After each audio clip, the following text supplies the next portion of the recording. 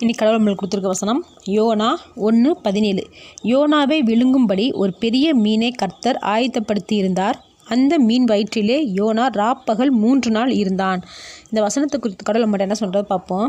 இங்கே யோனா தேவனுடைய திட்டத்தை செயல்படுத்த பயந்துக்கிட்டு வேறு நாட்டுக்கு போகிறாரு.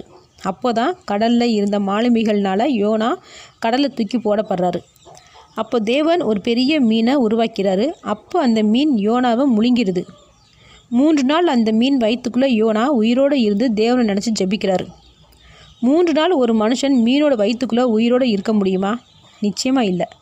ஆனால் யோனா உயிரோடு இருக்க காரணம் தேவன் யோனாவை பயன்படுத்தணும்னு நினச்சிட்டாரு. யோனாவாக விலகி போனாலும் சரி, இல்லை தேவன் யோனாவை மீன் வயிற்றுக்குள்ளே சிறைப்பிடிச்சு வச்சுருந்தாலும் சரி, தேவனுடைய திட்டம் நிறைவேறாமல் இல்லை. அவர் நினச்சபடியே நினிவே நாட்டில் போய் தேவன் சொன்ன வார்த்தையை யோனாவை கொண்டே பேச வச்சார்.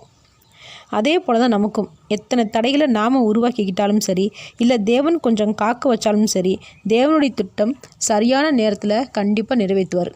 தேவனுடைய திட்டத்தை தடுக்க யாருக்கும் வல்லமை இல்லை. ஆமேன்.